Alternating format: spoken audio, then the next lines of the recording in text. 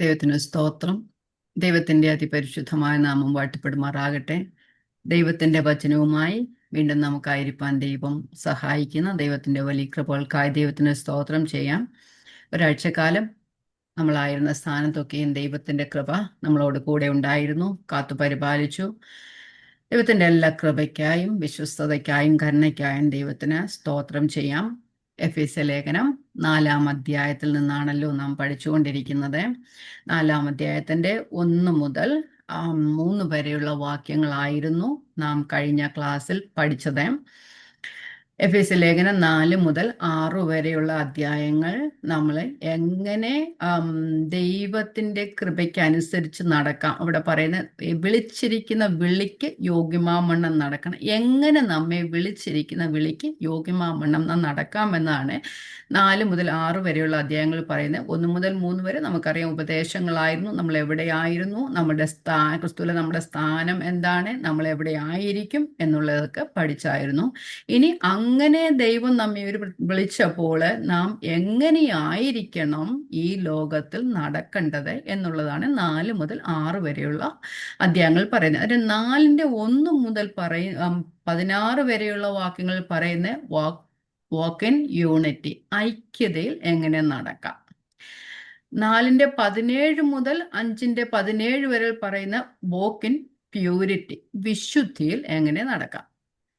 5-ന്റെ 18 മുതൽ 6-ന്റെ 9 വരെ പറയുന്നത് വാക്ക് ഇൻ ഹാർമണി, നമ്മൾ എങ്ങനെ ദൈവത്തിന് മഹത്വകരമായ രീതിയിൽ നമുക്ക് നടക്കാം, അല്ലെങ്കിൽ നമ്മുടെ നടപ്പ് എങ്ങനെ ദൈവത്തിന് പ്രസാദകരമായി തീരുവാൻ കഴിയും എന്ന് ആണ് അത് പറയുന്നത്. നമ്മൾ വാക്ക് ഇൻ യൂണിറ്റി 4-ന്റെ 1 മുതൽ 16 വരെയുള്ള വാക്യങ്ങളിൽ അങ്ങനെ നമ്മൾ അപ്പോസ്തലൻ വിശദീകരിച്ചിരിക്കുന്നു. നമ്മൾ 1 മുതൽ 3 വരെയുള്ള വാക്യങ്ങളാണ് കഴിഞ്ഞ ക്ലാസ്സിൽ പഠിച്ചത്. ആദ്യം തന്നെ പറഞ്ഞു, നമുക്ക് നമ്മെ എങ്ങനെ വിളിച്ചിരിക്കുന്ന വിളിക്ക് യോഗ്യമാവണ്ണം ഐക്യതയിൽ നടക്കാം. ഐക്യതയിൽ നടക്കണം എന്ന് പറഞ്ഞാലും എങ്ങനെ നടക്കണമെന്ന് പറയുന്നുണ്ട്. എങ്ങനെയെങ്കിലും ഐക്യതയിൽ നടന്നാൽ പോരാ, വിളിച്ചിരിക്കുന്ന വിളിക്ക് യോഗ്യമാവണ്ണമായിരിക്കണം നാം ഐക്യതയിൽ നടക്കണ്ടേ. നമ്മൾ ഓട്ടക്കളത്തിൽ ഓടുന്നവരെല്ലാവരും ഒരേപോലെ ഓടേണ്ടവരാ അല്ലെ, ഒരു ട്രാക്ക് കൊണ്ട് ഓടുവാനായിട്ട്. അതുപോലെ തന്നെ ക്രിസ്തീയ ജീവിതം എന്ന് പറയുന്നത് ആ പോർക്കളത്തിൽ അല്ലെ ഓട്ടക്കളത്തിൽ ഓടുമ്പോഴും, അല്ലെങ്കിൽ നമ്മൾ യൂണിറ്റിയിൽ നടക്കണമെങ്കിൽ നമുക്കൊരു ട്രാക്ക് ഉണ്ട്. ആ ട്രാക്കിൽ അനുസരിച്ച് നടക്കണം. ആ ട്രാക്കിന്റെ പ്രത്യേകത അല്ലെങ്കിൽ നടപ്പിന്റെ പ്രത്യേകത എന്ന് പറയുന്നത് ആദ്യത്തെ 3 വാക്യങ്ങളിലാണ് പറഞ്ഞിരിക്കുന്നത്. ആ നടക്കം എങ്ങനെയായിരിക്കണം? പൂർണ്ണ വിനയത്തോടെ ആയിരിക്കണം, സൗമ്യതയോടെ ആയിരിക്കണം, ദീർഘക്ഷമയോടെ ആയിരിക്കണം, പിന്നെ സ്നേഹത്തിൽ അന്യോന്യം പൊറുക്കണം, ആത്മാവിൻ്റെ ഐക്യത സമാധാന ബന്ധത്തിൽ കാപ്പാനായിട്ട് ശ്രമിക്കണം. അങ്ങനെയാണ് ആ നടപ്പ് എങ്ങനെയാകണം എന്നുള്ളതിനെ പറ്റി പറയുന്നത്. നമ്മൾ 4 മുതൽ 6 വരെയുള്ള വാക്യങ്ങളിൽ കഴിഞ്ഞ ക്ലാസ്സിൽ എക്സ്പ്ലെയിൻ ചെയ്തതായിരുന്നു, ഈ നടപ്പ് നമുക്ക് സാധ്യമാകണമെങ്കിൽ ആ ട്രാക്കിലൂടെ, ദൈവം നമുക്ക് വേണ്ടി വെച്ചിരിക്കുന്ന ആ ട്രാക്കിലൂടെ, അല്ലെ നമ്മെ വിളിച്ചിരിക്കുന്ന വിളിക്ക് യോഗ്യമാവണ്ണം നടക്കണമെങ്കിൽ എല്ലാവരിലും ചില പൊതുവായ അടിസ്ഥാന സത്യങ്ങൾ ദൈവം നമുക്ക് തന്നിട്ടുണ്ട്. അത് എല്ലാവർക്കും ഒന്നാണ്. അങ്ങനെ എല്ലാവർക്കും ആ സംഭവങ്ങൾ 7 അടിസ്ഥാന സത്യങ്ങളുണ്ട്. അത് എല്ലാവരിലും ഒന്നായിരുന്നാൽ മാത്രമേ ദൈവം നമുക്ക് വെച്ചിരിക്കുന്ന ആ ട്രാക്കിലൂടെയുള്ള നടപ്പ്, അല്ലെങ്കിൽ ഐക്യതയിലുള്ള നടപ്പ് സാധ്യമാവുകയുള്ളൂ. ആ 7 കാര്യങ്ങളാണ് 4 മുതൽ 6 വരെ. ഒരേ പ്രത്യാശ ഉണ്ടായിരിക്കണം, ശരീരം ഒന്നായിരിക്കണം, ആത്മാവ് ഒന്നായിരിക്കണം, എല്ലാവർക്കും കർത്താവ് ഒരുവനായിരിക്കണം, എല്ലാവരുടെയും വിശ്വാസം ഒന്നായിരിക്കണം, എല്ലാവരുടെയും ഒരു സ്നാനമായിരിക്കണം, എല്ലാവർക്കും ദൈവവും പിതാവുമായവൻ ഒന്നായിരിക്കണം. അതിലെ ആദ്യത്തെ ഭാഗം, ഒന്നാമത്തെ കാര്യം, എല്ലാവർക്കും ഒരേ പ്രത്യാശ ആയിരിക്കണം. അതായിരുന്നു നമ്മൾ കഴിഞ്ഞ ക്ലാസ്സിൽ തുടങ്ങി വെച്ചത്. എല്ലാവർക്കും ഒരേ പ്രത്യാശ എന്ന് പറയുമ്പോൾ ഏത് പ്രത്യാശയിലേക്കാണ് നമ്മെ വിളിച്ചിരിക്കുന്നത്? ക്രിസ്തുവിനോട് കൂടെ ആയിരിക്കുക, അല്ലെങ്കിൽ ക്രിസ്തുവിനോട് കൂടെ ആയിരിക്കുക, അതുപോലെ തന്നെ ക്രിസ്തുവിന് അനുരൂപമായി തീരുക എന്ന പ്രത്യാശയിലേക്കാണ് നമ്മെ വിളിച്ചിരിക്കുന്നത്. നമ്മളെല്ലാവരോടും നാം രക്ഷിക്കപ്പെട്ടത് എന്തിനാ എന്ന് ചോദിച്ചു കഴിഞ്ഞാൽ നമ്മുടെ ആൻസർ എന്തായിരിക്കും? ചിലർ പറയും സ്വർഗത്തിൽ പോകാനാണ്, അങ്ങനെയൊക്കെ പറയുന്നവരുണ്ട്. പക്ഷെ ഞാൻ കഴിഞ്ഞ ക്ലാസ്സിൽ പറഞ്ഞതിൽ സ്വർഗത്തിൽ പോകാൻ പോലും മാത്രമല്ല നമ്മെ വിളിച്ചിരിക്കുന്നത്. നമ്മെ വിളിച്ചിരിക്കുന്നത് നിത്യജീവന്റെ അവകാശത്തിലേക്കാണ്, ക്രിസ്തുവിനോട് കൂടെ ജീവിക്കാനാണ്, ക്രിസ്തുവിന് അനുരൂപമായി ജീവിക്കുന്നത്. സ്വർഗം രക്ഷിക്കപ്പെട്ടാലേ സ്വർഗത്തിൽ പോകാൻ ഒക്കത്തുള്ളൂ. പക്ഷെ അങ്ങനെ പറഞ്ഞാൽ തന്നെ നമുക്ക് പറയാൻ കഴിയില്ല. കാരണം പിശാചും സ്വർഗത്തിൽ പോയിട്ടുണ്ട് അല്ലേ? യോവിന്റെ പുസ്തകത്തിൽ നമ്മൾ കാണുന്നുണ്ട്, ആ ദൈവപുത്രന്മാര് ദൈവസ്ഥാനത്ത് നിന്നപ്പോൾ സാത്താനും അവിടെ നിൽക്കുന്നുണ്ടായിരുന്നു. അന്ന് പറഞ്ഞാൽ സാത്താൻ രക്ഷിക്കപ്പെട്ടതാണോ? ഒരിക്കലുമല്ല. അപ്പം നമ്മെ വിളിച്ചിരിക്കുന്നത്, നാം രക്ഷിക്കപ്പെട്ട സ്വർഗത്തിൽ പോകാനാണെന്ന് പറഞ്ഞാൽ പോലും അത് ശരിയാകില്ല. നമ്മെ വിളിച്ചിരിക്കുന്നത്, എന്നെ തെറ്റിദ്ധരിക്കരുതാരും, നമ്മെ വിളിച്ചിരിക്കുന്നത് ക്രിസ്തുവിന് അനുരൂപമാകാനാണ്. അപ്പം നമ്മളുടെ ആത്യന്തികമായ ലക്ഷ്യമെന്ന് പറയുന്നത് ക്രിസ്തുവിനോട് അനുരൂപമായി തീരുക എന്നുള്ളതാണ്. എന്ന് പറഞ്ഞാൽ ഈ ലോകത്തിൽ വിശുദ്ധിയോടെ ജീവിച്ച് ക്രിസ്തുവിന് അനുരൂപമായി ജീവിക്കുക എന്നുള്ളതാണ്. അപ്പം എല്ലാവർക്കും ഒരേ ഡെസ്റ്റിനിയേ ഉള്ളൂ.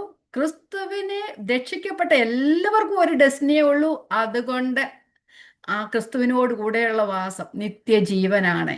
അതുകൊണ്ട് ആ എല്ലാവരുടെയും പ്രത്യാശ ഒന്നായിരിക്കണം. ഇപ്പം എല്ലാവരും പല സ്ഥലത്ത് പോവുകയാണെങ്കിൽ, ഇപ്പം അത്ലറ്റിക്സിൽ ഓടാൻ പോകുന്നവര് അവർക്കുള്ള പരിശീലനം വേറെ ആയിരിക്കും, വേറെ നീന്തലിന് പോകുന്നവരുടെ പരിശീലനം വേറെ ആയിരിക്കും. അങ്ങനെ ഓരോരുത്തർക്ക് പോകുന്നവരുടെയും പരിശീലനം വേറെ ആയിരിക്കുന്നത് പോലെ നമ്മുടെ ക്രിസ്തുവിനേക്ക് പോകുവാൻ, ക്രിസ്തുവിനോട് അനുരൂപമല്ല സ്വർഗത്തിൽ പോകുവാൻ, രക്ഷിക്കപ്പെട്ട നിത്യജീവന്റെ അനുഭവത്തിലേക്ക് പോകാൻ പോകുന്നവരുടെ പ്രത്യാശയും ഒന്നായിരിക്കണം, അവരുടെ ട്രാക്കും ഒന്നായിരിക്കണം, അവരുടെ പരിശീലനവും ഒന്നായിരിക്കണം. അതായത് എല്ലാവർക്കും ഒരേ പ്രത്യാശ. ആ പ്രത്യാശ ക്രിസ്തുവിനോട് കൂടെയാവുക, ആ ക്രിസ്തുവിനോട് കൂടെയുള്ള നിത്യമായ വാസം, യുഗായുഗം ക്രിസ്തുവിനോടുകൂടെ വാഴുക എന്നതാണ് ആ ഒരേ പ്രത്യാശ. അപ്പൊ ഇനി രണ്ടാമത്തത് ഒരേ ശരീരം. അപ്പൊ എല്ലാവർക്കും ഒരു ശരീരം, വൺ ബോഡി. നമ്മുടെ ഈ ശരീരമല്ല, ക്രിസ്തുവിന്റെ ശരീരത്തിന്റെ ഭാഗമായി തീരുക. ക്രിസ്തു തലയും സഭ ആകുന്ന അംഗങ്ങളെല്ലാവരും ക്രിസ്തുവിന്റെ ശരീരവുമാകുന്നു. അപ്പൊ ഒരേ ബോഡി, ക്രിസ്തുവിന്റെ ശരീരത്തിന്റെ ഭാഗങ്ങളായി തീരുക. പല ജാതിയിൽ നിന്നും പല ഭാഷകളിൽ നിന്ന് ഉള്ളവർ ആയിരുന്നാലും പെന്തക്കോസ് നാൾ മുതൽ ഉൾപ്രാവണം വരെ ക്രിസ്തുവിൽ വിശ്വസിക്കുന്ന എല്ലാ സത്യവിശ്വാസികളും ക്രിസ്തു എന്ന ശരീരത്തിന്റെ ഭാഗമായി, ക്രിസ്തുവിന്റെ ശരീരത്തിന്റെ ഭാഗമായി തീരുക. അതാണ് ഒരേ ശരീരം. വേറെ ആരുടെയും ഭാഗമാകാനല്ല നമ്മെ വിളിച്ചത് അല്ലെ?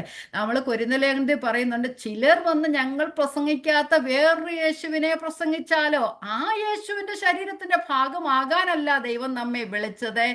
നമ്മൾക്കൊരു ഒരേ കർത്താവുണ്ട്. നമുക്ക് വേണ്ടി യാഗമായി തീർന്ന കാൽവറിയിൽ, നമുക്ക് വേണ്ടി യാഗമായി തീർന്ന ക്രിസ്തുവിന്റെ ശരീരത്തിന്റെ ഭാഗമാകുക. അതാണ് അവിടെ ഒരു ശരീരം എന്ന് പറയുന്നത്. എല്ലാവരും കാൽവറി ക്രൂശിലെ ക്രിസ്തുവിന്റെ രക്തത്താലാണ് നാം എല്ലാവരും ക്രിസ്തുവിന്റെ ശരീരത്തിന്റെ ഭാഗമായി തീർന്നത്.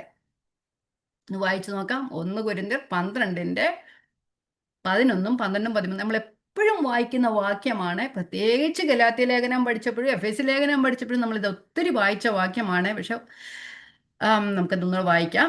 12-1. എന്നാൽ ഇതെല്ലാം പ്രവർത്തിക്കുന്നത് താൻ ഇച്ഛിക്കും പോലെ അവനവന് അതത് വരം പകുത്തു കൊടുക്കുന്ന ഒരേ ആത്മാവിന്.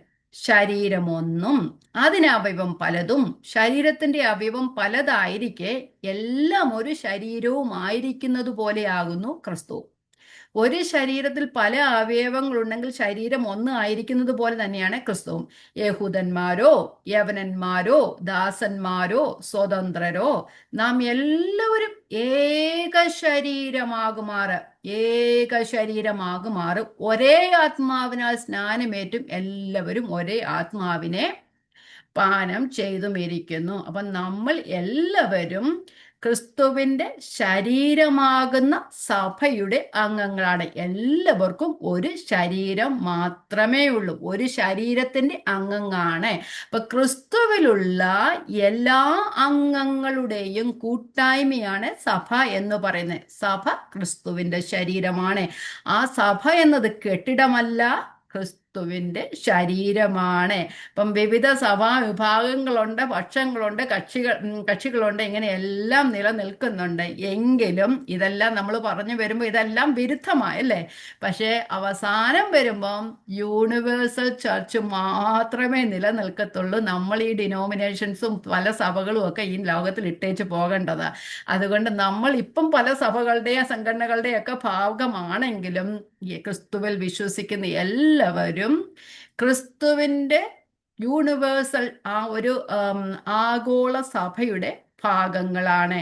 അവിടെ സ്വർഗത്തിൽ ചെല്ലുമ്പോൾ അല്ലെങ്കിൽ ക്രിസ്തുവിനോട് കൂടെ ചെല്ലുമ്പോൾ പെന്തക്കോസ്ത് എന്നോ മർത്തോവയെന്നോ ബ്രദറിനെന്നോ ഒരു വ്യത്യാസമില്ല. എല്ലാവരും ആഗോള ദൈവസഭയുടെ ഭാഗമാണ്. സഭ എന്നത് കെട്ടിടമല്ല, ക്രിസ്തുവിൽ വിശ്വസിക്കുന്നവരുടെ കൂട്ടമാണ് സഭ. അപ്പം നമ്മൾ എല്ലാവരും ക്രിസ്തുവിൽ വിശ്വസിക്കുന്ന എല്ലാവരും കൂടി ചേരുമ്പോഴാണ് സഭ എന്ന ശരീരത്തിന്റെ ഭാഗമാകുന്ന തല ക്രിസ്തുവും ക്രിസ്തുവിന്റെ ശരീരമായി തീർന്ന സഭ. അപ്പോൾ ഒരേ ശരീരമേ ഉള്ളൂ. ഒരു തലയ്ക്ക് ഒരു ശരീരം എന്നതുപോലെ ക്രിസ്തു എന്ന തലയ്ക്ക് സഭ എന്ന ഒരു ശരീരം മാത്രമേ ഉള്ളൂ. അപ്പം അതാണ് ഒരു ശരീരം. എല്ലാവരും ഒരു ശരീരത്തിന്റെ ഭാഗമായിരിക്കണം. ഇനി മൂന്നാമത്തത് ഒരേ ആത്മാവ്. ഒരു ആത്മാവ്, എല്ലാവർക്കും ഒരു ആത്മാവ് മാത്രമേ ഉള്ളൂ. അത് തൃത്വത്തിൽ മൂന്നാമനായ പരിശുദ്ധാത്മാവ്. അത് ആ തൃത്വത്തിൽ മൂന്നാമനായ പരിശുദ്ധാത്മാവ് എല്ലാ വിശ്വാസിയുടെയും ഉള്ളിലും വസിക്കുന്നു. നാം ക്രിസ്തുവിനെ സ്വീകരിക്കുമ്പോൾ, രക്ഷിക്കപ്പെടുമ്പോൾ പരിശുദ്ധാത്മാവ് നമ്മുടെ ഉള്ളിൽ വന്ന് വാസം ചെയ്യുന്നു. നമ്മൾ 1 കൊരിന്ത്യർ 6-ാം അധ്യായത്തിൽ നമ്മളുടെ ഓരോരുത്തരുടെയും ഹൃദയങ്ങളിൽ വാസം ചെയ്യുന്നതായിട്ടും, അതുപോലെ തന്നെ സഭ കൂടി വരുന്നിടത്തൊക്കെയും ഒരുമിച്ചും പരിശുദ്ധാത്മാവ് വാസം ചെയ്യുന്നതായിട്ടും പറയുന്നുണ്ട്. രണ്ടും ഒന്ന് വായിക്കാം. 1 കൊരിന്ത്യർ 6:19 ഓരോ വിശ്വാസിയിലും പരിശുദ്ധാത്മാവ് വാസം ചെയ്യുന്നു.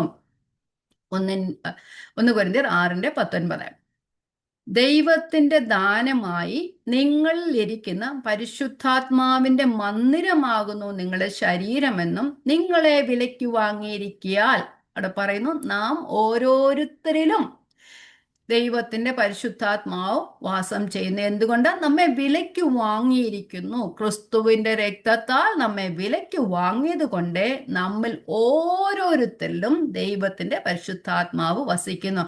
ഒരാളിൽ ഒരാത്മാവല്ല, എല്ലാവരിലും ഒരേ ആത്മാവാണ് വസിക്കുന്നത്. ആരിലും ഒരു വ്യത്യാസമില്ല. കൊരിന്ത്യർ പറഞ്ഞ ചിലർ വന്ന് നിങ്ങൾ കൈക്കൊള്ളാത്ത വേറൊരു ആത്മാവിനെയെങ്കിലും എന്നൊക്കെ പറയുന്നുണ്ട്. ആ ആത്മാവ് ഒന്നുമല്ല, ദൈവത്തിന്റെ പരിശുദ്ധാത്മാവാണ് നമ്മുടെ ഓരോരുത്തരുടെയും ഹൃദയങ്ങളിൽ വസിക്കേണ്ടത്. വേറെ ഓരോ ആത്മാവും നമ്മുടെ ഹൃദയങ്ങളിൽ വസിപ്പാൻ അനുവാദമില്ല. അതുപോലെ തന്നെ 1 കൊരിന്ത്യർ 3:14 സഭ കൂടുന്നിടത്തൊക്കെയും ദൈവത്തിന്റെ ആത്മാവ് വസിക്കുന്നു എന്ന് പറയുന്നു. അവിടെ എന്താ പറയുന്നത്, അവിടെ കൂടുന്നിടത്ത് മുഴുവൻ ഒരുമിച്ച് സഭയിൽ ഒരുമിച്ച് വാസം ചെയ്യുന്നു. വായിക്കാം. 3:16-17 നിങ്ങൾ ദൈവത്തിന്റെ മന്ദിരമെന്നും ദൈവത്തിന്റെ ആത്മാവ് നിങ്ങളിൽ വസിക്കുന്നു എന്നും അറിയുന്നില്ലയോ? അപ്പം നിങ്ങളിൽ വസിക്കുന്നു. സഭ കൂടി വരുന്നിടത്തൊക്കെയും ദൈവത്തിന്റെ ആത്മാവ് വസിക്കുന്നു. ആ 2 നിലയിലും ഒരേ ആത്മാവ് തന്നെയാണ് ക്രിസ്തുവിൽ വിശ്വസിക്കുന്നവരുടെ ഉള്ളിൽ വസിക്കുന്നത്. ഫിലിപ്പിയ ലേഖനം 2-ാം അധ്യായം 2-ാം വാക്യത്തിൽ പറയുന്നു, എല്ലാവരിലും ഒരേ ആത്മാവാണെങ്കിൽ എല്ലാവരും എങ്ങനെയുള്ളവരായിരിക്കണം എന്ന് പറയുന്നുണ്ട്. ഫിലിപ്പി ലേഖനം 2-ാം അധ്യായം 2-ാം വാക്യം. അപ്പൊ എല്ലാവരിലും ഒരേ ആത്മാവുണ്ടെങ്കിൽ ഐക്യതയിൽ നടക്കും. അങ്ങനെയാണെങ്കിൽ എല്ലാവരുടെയും സ്വഭാവം എങ്ങനെ ആയിരിക്കണം? 2:2 നിങ്ങൾ ഏക മനസ്സുള്ളവരായി ഏക സ്നേഹം പൂണ്ട് ഐക്യമത്യപ്പെട്ട് ഏക ഭാവമുള്ളവരായി ഇങ്ങനെ എൻ്റെ സന്തോഷം പൂർണ്ണമാക്കുവിൻ. അപ്പം ക്രിസ്തുവിൽ ഒരേ ആത്മാവ് എല്ലാ വിശ്വാസികളിലും വസിക്കുമ്പോൾ അവരുടെ സ്വഭാവം ഒരേക മനസ്സുള്ളവരാണ്, ഏക സ്നേഹമുള്ളവരാണ്, ഐക്യമത്യപ്പെടും, ഏക ഭാവമുള്ളവരാണ്. ആ ഏകഭാവം എന്ന് പറയുമ്പോൾ നമ്മുടെ ഓരോരുത്തരുടെയും ഭാവമല്ല, അവിടെ താഴെ പറഞ്ഞിട്ടുണ്ട് ക്രിസ്തുവേശുവിലുള്ള ഭാവം തന്നെ നിങ്ങളിലും ഉണ്ടായിരിക്കണം. അപ്പൊ ക്രിസ്തുവേശുവിലുള്ള ഭാവം എല്ലാവരിലും ഉണ്ടായിരിക്കുമ്പോൾ എല്ലാവരും ഒരേ ഐക്യതയിലായിരിക്കും നടക്കുന്നത് എന്ന് നമുക്ക് പറയാനായിട്ട് കഴിയും. നമ്മൾ കൊലോസി ലേഖനം 3:14 നോക്കുമ്പോൾ അവിടെ പറയുന്നു, സ്നേഹം എന്ന ചരടിനാലാണ് ആത്മാവിനാൽ നമ്മെ ബന്ധിച്ചിരിക്കുന്നത്. സ്നേഹം എന്ന ചരടിനാൽ ആത്മാവിനാൽ നമ്മെ ബന്ധിച്ചിരിക്കുന്നു. ഇവിടെ കൊലോസ്യർ 3:14 എല്ലാറ്റിനും മീതെ സമ്പൂർണതയുടെ ബന്ധമായ സ്നേഹം ധരിപ്പിൻ. ആ സ്നേഹം എന്ന ചരടിനാൽ, ആത്മാവിന്റെ ചരടിനാലാണ് നമ്മെ ബന്ധിച്ചിരിക്കുന്നത്. അപ്പൊ അങ്ങനെ ഒരേ ചരടിനാൽ ബന്ധിച്ചിരിക്കുമ്പോൾ ഐക്യതയും സംഭവിക്കും. അപ്പം ഒരു ശരീരമായിരിക്കണം, എല്ലാവരും ക്രിസ്തുവിന്റെ ശരീരത്തിലാണ് ഭാഗമാകുമ്പോൾ, നമ്മുടെ ശരീരത്തിൽ പല അവയവങ്ങളുണ്ടെങ്കിലും ആ അവയവങ്ങൾ തമ്മിൽ വഴക്കുണ്ടാകാത്തതുപോലെ, ഐക്യതയിൽ നടക്കുന്നത് പോലെ അങ്ങനെ തന്നെ ആയിരിക്കുന്നു ക്രിസ്തുവിന്റെ ശരീരവും. ഒരാത്മാവാണെങ്കിൽ, എല്ലാവരിലും ഒരേ ആത്മാവാണെങ്കിൽ ക്രിസ്തുവിന്റെ സ്വഭാവമുള്ളവരായിരിക്കും. ഇനി അടുത്തത് കർത്താവ് ഒരുവൻ. 4ാമത്തെ ആ ഒരു യൂണിറ്റ് നടക്കാനുള്ള അടിസ്ഥാന സംഗതി എന്ന് പറയുന്നത് കർത്താവ് ഒരുവൻ. കർത്താവ് ഒരുവൻ എന്ന് പറയുമ്പോൾ രക്ഷകൻ, എല്ലാവർക്കും ഒരുവൻ. വൺ ലോഡ്, ഇംഗ്ലീഷിൽ പറയുമ്പോൾ അത് വൺ ലോഡ്. എല്ലാവർക്കും രക്ഷകൻ ഒന്നേ ഉള്ളൂ. എല്ലാവർക്കും രക്ഷകൻ ഒന്നേ ഉള്ളൂ എന്ന് പറയുമ്പോൾ എല്ലാവരെയും രക്ഷിക്കുന്ന കർത്താവ് ഒരുവൻ. കാൽവറി ക്രൂശിലെ ക്രിസ്തുവിന്റെ ആ ഏകവും പരമവുമായ യാഗത്താലാണ് ദൈവം നമ്മെ എല്ലാവരെയും വീണ്ടെടുത്തത്. എല്ലാവരും പാപികളായിരുന്നു, എല്ലാത്തരും ദൈവത്തിന്റെ തേജസ് നഷ്ടപ്പെട്ടവരായിരുന്നു, എല്ലാവർക്കും ദൈവത്തോട് അടുത്തു വരുവാൻ സമാധാനമില്ലാത്തവരായിരുന്നു. അങ്ങനെയുള്ള എല്ലാവരെയും കർത്താവായ യേശു ക്രിസ്തു തൻ്റെ രക്തത്താൽ വീണ്ടെടുത്ത് പാപമോചനമെന്ന വീണ്ടെടുപ്പ് നമുക്ക് തന്നെ നമ്മുടെ പാപങ്ങളെയൊക്കെ മോചിച്ച് ദൈവത്തോട് ആ ഒരു വേർപാടിന്റെ നടുച്ചുവർ ഉണ്ടായിരുന്ന ആ വേർപാടിന്റെ നടുച്ചുവറൊക്കെ ഇടിച്ചു മാറ്റിയിട്ട്, പൊളിച്ചു മാറ്റിയിട്ട് ക്രിസ്തുവിനോ ദൈവത്തോട് നമ്മെ നിരപ്പിച്ചു, ദൈവത്തോട് നിന്ന് സമാധാനമുണ്ടാക്കി. ഇതെല്ലാം നടത്തിയത് ക്രിസ്തുവിന്റെ കാൽവറിയിലെ ഏകവും, അതിന് വേറെ ഇനി ഒരു യാഗത്തിന്റെ ആവശ്യമില്ല, ഏകവും പരമവുമായ യാഗത്താലായിരുന്നു. അതുകൊണ്ടാണ് 1 കൊരിന്ത്യർ 8:5-6 ഇങ്ങനെ പറയുന്നു, യേശു ക്രിസ്തു എന്ന ഏക കർത്താവേ നമുക്കുള്ളൂ. പല ദേവന്മാരും കർത്താക്കന്മാരും എന്ന് പേരുള്ളവർ ആകാശത്തിന്റെ കീഴിലും ഭൂമിയിലും ഒക്കെ ഉണ്ട്, പക്ഷെ അവരൊന്നുമല്ല യേശു ക്രിസ്തു എന്ന ഏക കർത്താവ് നമുക്കുണ്ട്. അപ്പോസ്തല പ്രവൃത്തി 4:12 ഇങ്ങനെ പറയുന്നു, മറ്റൊരുത്തിനും രക്ഷയില്ല, രക്ഷിക്കപ്പെടുവാൻ ആകാശത്തിന്റെ കീഴെ മനുഷ്യരുടെ ഇടയിൽ നൽകപ്പെട്ട ഒരു നാമം മാത്രമേ ഉള്ളൂ, അത് കർത്താവായ യേശു ക്രിസ്തുവിന്റെ നാമം. യേശു ക്രിസ്തുവിന്റെ നാമത്താലല്ലാതെ നമുക്ക് രക്ഷിക്കപ്പെടുവാൻ കഴിയില്ല. ക്രിസ്തുവിന്റെ രക്തത്താലല്ലാതെ നമുക്ക് വിശ്വസിപ്പാൻ കഴിയില്ല. ക്രിസ്ത്യാനികൾ എന്ന് പലരും പറയുന്നെങ്കിലും ക്രിസ്തുവിൽ വിശ്വസിക്കാത്ത അനേക ക്രിസ്ത്യാനികൾ സമൂഹങ്ങളുണ്ട്. പിതാവായ ദൈവത്തിൽ മാത്രം വിശ്വസിക്കുന്ന. അങ്ങനെ വരുമ്പോൾ അവർക്ക് പാപമോചനം കിട്ടുന്നില്ല. ക്രിസ്തുവിന്റെ രക്തത്താൽ മാത്രമാണ്, ക്രിസ്തുവിന്റെ രക്തത്തിൽ വിശ്വസിക്കുന്നവർക്ക് മാത്രമേ പാപമോചനമുള്ളൂ. അതുകൊണ്ട് ക്രിസ്ത്യാനികൾ എന്ന പേരുള്ളവരുണ്ടെങ്കിൽ, ഇവിടെ പറയുന്നത് പോലെ പല ദേവന്മാരും കർത്താക്കന്മാരും ഉണ്ട്, ഭൂമിയിലും ആകാശത്തിൽ ദേവന്മാർ എന്ന പേരുള്ളവരെങ്കിൽ ഏക കർത്താവേ നമുക്കുള്ളൂ എന്ന് പറയുന്നത് പോലെ തന്നെ ക്രിസ്ത്യാനികൾ എന്ന പേരുള്ളവർ പലരുണ്ടെങ്കിലും ക്രിസ്തുവിൽ വിശ്വസിക്കുന്നവർ മാത്രമേ ക്രിസ്ത്യാനികളാകുന്നുള്ളൂ. അവർക്കെല്ലാവർക്കും ഒരു കർത്താവ് മാത്രമേ ഉള്ളൂ. നമ്മളാരും അങ്ങനെയുള്ള സഭയിലെ അംഗങ്ങളൊന്നും അല്ലാത്തത് കൊണ്ട് നമുക്കതൊക്കെ ഒരു ബുദ്ധിമുട്ട് കേൾക്കുമ്പോൾ അങ്ങനെയൊക്കെ ഉണ്ടോ എന്ന് വിചാരിക്കും. പക്ഷെ അങ്ങനെയും ഉണ്ട്. ക്രിസ്തു പ്രവാചകനായി കണക്കാക്കുന്നുണ്ട്, മറ്റുള്ളവരെ പോലെ ഒരു ദേവനായി കണക്കാക്കുന്നവരുണ്ട്, ഒരു വലിയൊരു ഫിഗറായി കണക്കാക്കുന്നവരുണ്ട്. പക്ഷേ അതല്ല, ക്രിസ്തു നമുക്ക് ഏക കർത്താവ്. ക്രിസ്തുവിന്റെ കർത്തൃത്വം അംഗീകരിക്കുന്നവർക്ക് മാത്രമേ നമുക്ക് ആ യൂണിറ്റികൾ നടക്കുവാനായിട്ട് നടക്കത്തുള്ളൂ. നമുക്ക് 1 തീമോഥെയോസ് 2:5 ഇങ്ങനെ പറയുന്നു, 5:6, 1 തീമോഥെയോസ് 2:6, എല്ലാവർക്കും വേണ്ടി മറുവിലയായി തന്നെത്താൻ കൊടുത്ത മനുഷ്യനായ ക്രിസ്തുവേശു തന്നെ. അപ്പം എല്ലാവർക്കും വേണ്ടി മറുവിലയായി, നമുക്ക് വേണ്ടി മറുവിലയായി തന്നെത്താൻ കൊടുത്ത മനുഷ്യനായ ക്രിസ്തുവേശു തന്നെ. അപ്പം കർത്താവ് ഒന്ന് മാത്രമേ ഉള്ളൂ. അപ്പൊ രക്ഷയ്ക്ക് വേറെ ഒരു മാർഗവുമില്ല. യേശു ക്രിസ്തു പൂർണ്ണ രക്ഷിതാവാണ്. അവിടെ രക്ഷയുടെ കൂടെ കർത്താവിന്റെ രക്തമല്ലാതെ, അല്ലെങ്കിൽ ക്രിസ്തു അല്ലാതെ വേറൊന്നിന്റെ ആവശ്യമില്ല. രക്ഷയ്ക്കായി യാഗങ്ങളും ഒന്നും കഴിക്കേണ്ട ആവശ്യമില്ല, വേറെ ആചാരങ്ങൾ നടത്തേണ്ട കാര്യമില്ല. രക്ഷയ്ക്കായി കർത്താവ് ഒരുവൻ മാത്രമാണ്. അവൻ സകലരെയും രക്ഷിപ്പാൻ, പൂർണ്ണമായി രക്ഷിപ്പാൻ സദാ സന്നദ്ധനാണ് എന്നാണ്, സദാ ജീവിക്കുന്നവനാണെന്നാണ് എബ്രായ ലേഖനം 7:25 പറയുന്നത്. ഞാനൊന്ന് വായിച്ചു പോകാം. അതുകൊണ്ട് എബ്രായ ലേഖനം 7:25, അതുകൊണ്ട് താൻ മുഖാന്തരമായി ദൈവത്തോട് അടുക്കുന്നവർക്കു വേണ്ടി പക്ഷപാതം ചെയ്യുവാൻ സദാ ജീവിക്കുന്നവനാകൽ അവരെ പൂർണ്ണമായും രക്ഷിപ്പാൻ, അംശമായല്ല പൂർണ്ണമായും രക്ഷിപ്പാൻ അവൻ പ്രാപ്തനാകുന്നു. അപ്പൊ രക്ഷയ്ക്ക് ജീസസ് പ്ലസ് നത്തിങ്, അല്ലേ? ജീസസ് മാത്രം മതി രക്ഷയ്ക്ക്. അത് പൂർണ്ണമായും രക്ഷിപ്പാൻ പ്രാപ്തനാണ്. അപ്പം നമുക്ക് ഒരു കർത്താവ് മാത്രമേ ഉള്ളൂ, ഒരു രക്ഷിതാവ് മാത്രമേ ഉള്ളൂ. ഗലാത്യ ലേഖനം 1-ാം അധ്യായത്തിൽ പറയുന്നുണ്ടല്ലോ, ക്രിസ്തുവിന്റെ സുവിശേഷം അല്ലാതെ ആരെങ്കിലും വേറൊരു സുവിശേഷം അറിയിച്ചാൽ, പൗലോസ് പറയുന്നുണ്ട്, ഞാൻ നിങ്ങളോട് അറിയിച്ചതിന് വിപരീതമായി ഞങ്ങളാകട്ടെ, സ്വർഗത്തു നിന്നൊരു വേറൊരു ദൂതനാകട്ടെ നിങ്ങളോട് വന്ന് സുവിശേഷം അറിയിച്ചാൽ അവൻ ശപിക്കപ്പെട്ടവൻ. ക്രിസ്തു അല്ലാതെ എന്ത് പ്രസംഗിക്കുന്നവരും അവര് ശപിക്കപ്പെട്ടവരാണ്. അത് വചനം അങ്ങനെയാണ് പറയുന്നത്. അപ്പം ക്രിസ്തുവിൽ മാത്രമാണ് വിശ്വാസമെന്ന് പറയുന്നത്. എന്ന് പറഞ്ഞാൽ രക്ഷിതാവായി നമ്മെ രക്ഷിക്കുന്നത് ക്രിസ്തു മാത്രമാണ്. അടുത്തത് 5-മത്തത് വിശ്വാസം ഒന്ന്.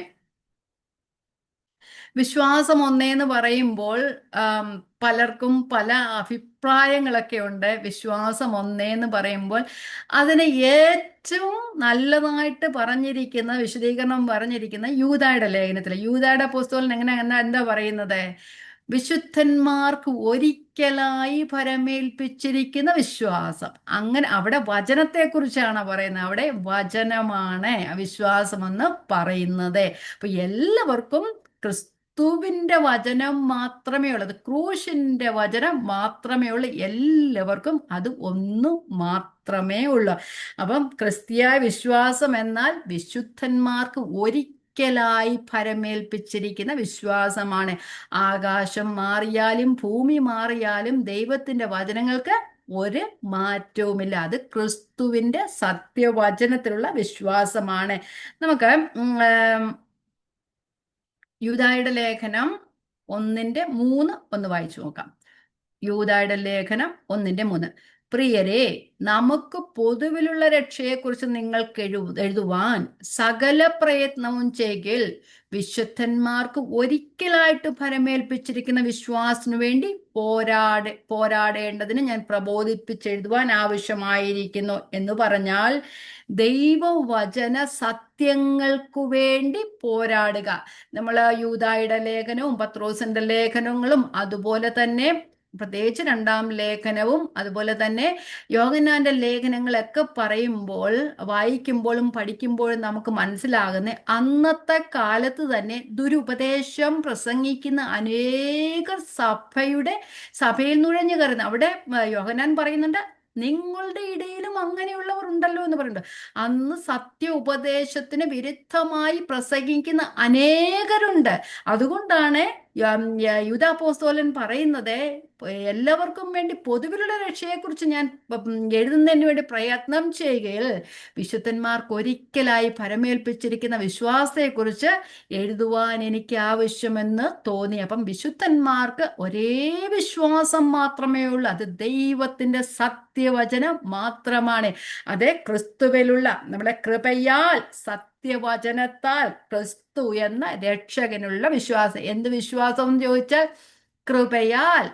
കൃപയാലല്ലേ നാം രക്ഷിക്കപ്പെടുന്നത്? സത്യവചനത്താൽ ഏക രക്ഷിതാവായ ക്രിസ്തുവിലുള്ള വിശ്വാസം. നമ്മൾ എഫേസ്യ ലേഖനം 2:8 പറയുന്നത്, കൃപയാലല്ലോ നിങ്ങൾ വിശ്വാസം മൂലം രക്ഷിക്കപ്പെട്ടിരിക്കുന്നത് എന്ന് പറയുന്നത്.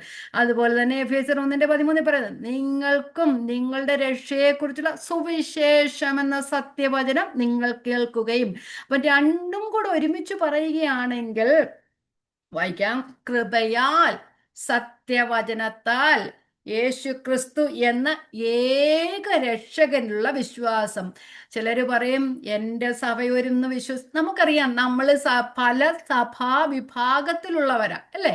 അങ്ങനെ വരുമ്പോൾ ഓരോരുത്തരുടെയും വിശ്വാസ പ്രമാണം വ്യത്യാസമുണ്ട്. അപ്പൊ ഓരോരുത്തരുടെയും വിശ്വാസ പ്രമാണം അങ്ങനെയല്ല, എല്ലാവർക്കും ഒരേ വിശ്വാസം ഉണ്ടായിരിക്കണം. ചിലരോട് ഞാൻ കഴിഞ്ഞ ക്ലാസ്സിൽ പറഞ്ഞു, ചിലരോട് നിങ്ങളുടെ വിശ്വാസം എന്തോന്ന് പറഞ്ഞാൽ എൻ്റെ സഭയുടെ വിശ്വാസം, എൻ്റെ സഭയുടെ വിശ്വാസം എന്താന്ന് പറഞ്ഞാൽ അതാ ഞാനും വിശ്വസിക്കുന്നത്. പക്ഷെ സഭയുടെ വിശ്വാസം എന്തോന്നും അറിയത്തില്ല, തൻ്റെ വിശ്വാസം എന്തോന്ന് അറിയത്തില്ല. പക്ഷെ നമുക്ക് അറിയണം നമ്മൾ എന്തിലാണ് വിശ്വസിക്കുന്നത്.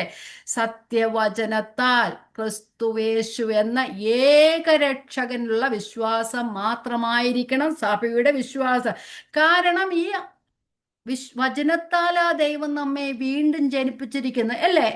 ആ കെടുന്ന ബീജത്താലല്ല, കെടാത്തതിനാൽ എന്നേക്കും നിലനിൽക്കുന്ന ദൈവത്തിന്റെ സത്യവചനത്താൽ നാം വീണ്ടും ജനിച്ചിരിക്കുമ്പോൾ നമുക്ക് നിത്യജീവന്റെ അവകാശത്തിലേക്ക് പോകാനായിട്ട് നമുക്ക് ഒരേ വചനം മാത്രമേ ഉള്ളൂ. അതിൽ മാത്രമുള്ള വിശ്വാസം. കൃപയാൽ ആ വചനത്തിൽ വിശ്വസിപ്പാൻ ദൈവം നമുക്ക് കൃപ. അത് നമ്മുടെ പ്രവൃത്തിയൊന്നുമല്ല നമ്മൾ വിശ്വസിച്ചത്.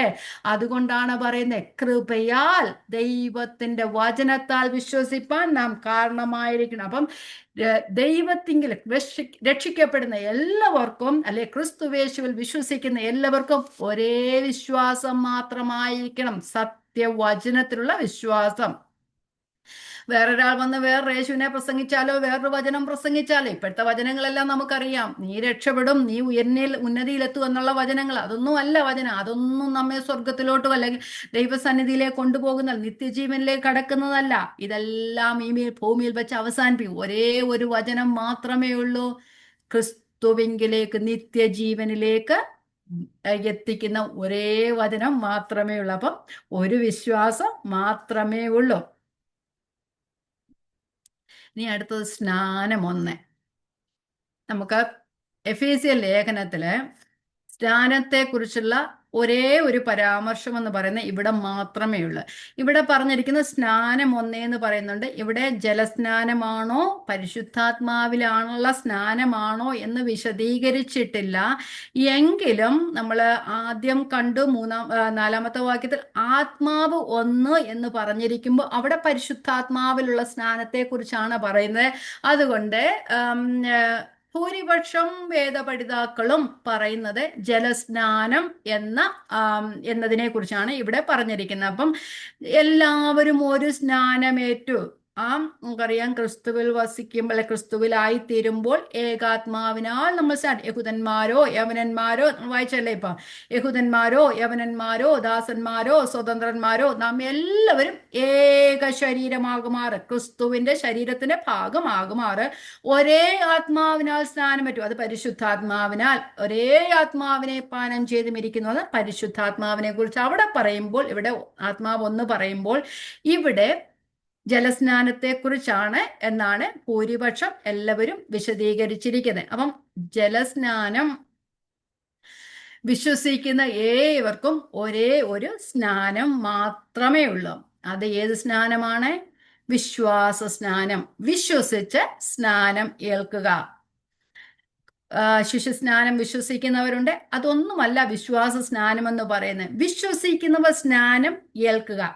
നമ്മൾ മത്തായി സുവിശേഷം 28:19-20 വാക്യങ്ങളിൽ കർത്താവായ യേശു ക്രിസ്തു താൻ പിതാവിന്റെ അടുക്കലേക്ക് മടങ്ങിപ്പോകുന്നതിന് മുമ്പേ ശിഷ്യന്മാരോട് പറഞ്ഞിരുന്നത്, നിങ്ങൾ എന്താ പറയുന്നത്? നിങ്ങൾ പുറപ്പെട്ട് പിതാവിൻ്റെയും പുത്രന്റെയും പരിശുദ്ധാത്മാവിൻ്റെയും നാമത്തിൽ സ്നാനം കഴിപ്പിച്ചും. ശിശുസ്നാനവും പരിശുദ്ധാത്മാവിന്റെയും പുത്രന്റെയും പിതാവിന്റെയൊക്കെ നാമത്തില സ്നാനം കഴിപ്പിച്ചു. എങ്കിലും ഞാൻ നിങ്ങളോട് കൽപ്പിച്ചതൊക്കെയും പ്രമാണിപ്പാൻ തക്കണം ഉപദേശിച്ചും കൊണ്ട് സകല ജാതികളെയും ശിഷ്യരാക്കുക. അപ്പം വിശ്വസിക്കുന്നവരെ സ്നാനമേൽപ്പിക്കുക എന്നതാണ് വേദപുസ്തകത്തിന്റെ അടിസ്ഥാന പ്രമേയം എന്ന് പറയുന്നത്.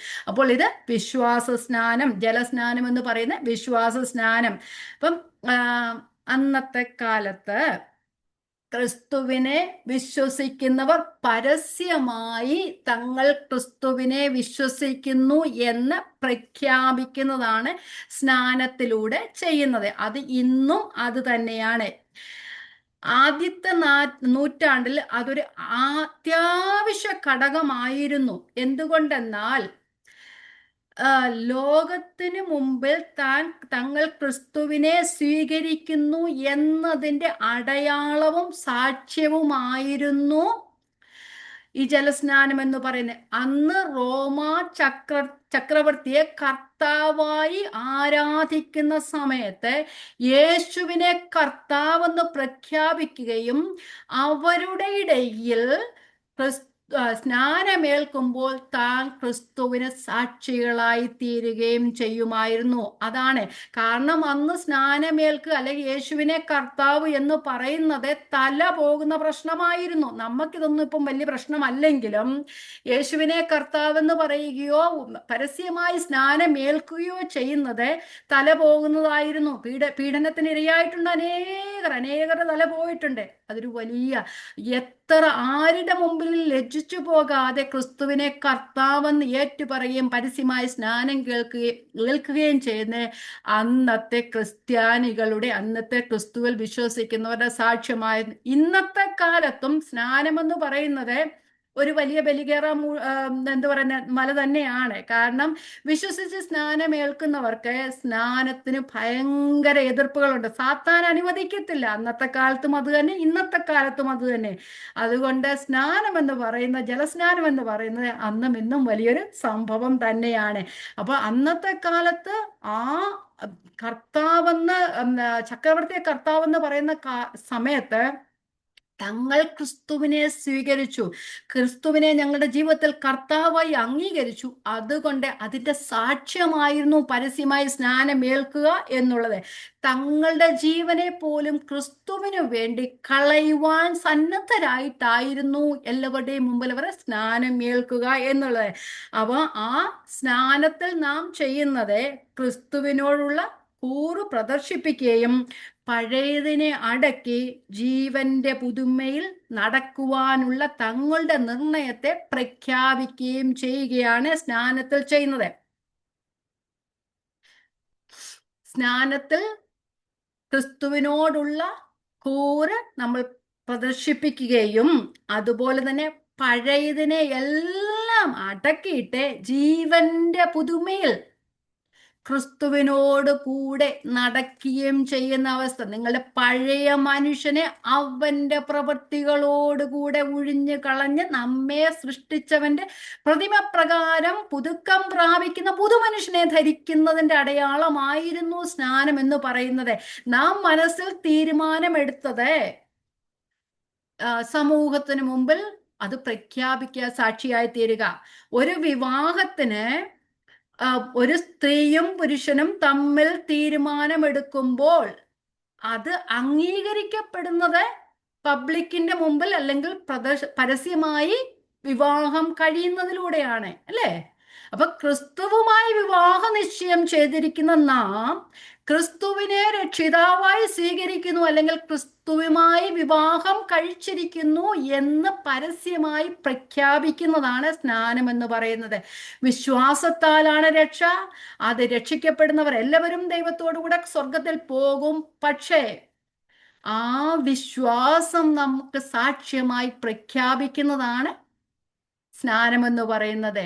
രണ്ട് പ്രായപൂർത്തിയായ പുരുഷനും സ്ത്രീയും ഒരുമിച്ച് ജീവിക്കാൻ ആഗ്രഹിക്കുമ്പോൾ അവർ ഒരു തീരുമാനം എടുക്കുന്നത് അവർക്ക് ഒരുമിച്ച് ജീവിക്കാം. പക്ഷെ വിവാഹം കഴിക്കാതെ ഒരുമിച്ച് ജീവിക്കുന്നത് പോലെയാണ് ക്രിസ്തുവിനോട് ചേരുവാൻ നമ്മളെല്ലാവരും തീരുമാനമെടുത്തവർ സ്നാനമേൽക്കാതെ ജീവിക്കുന്നത്.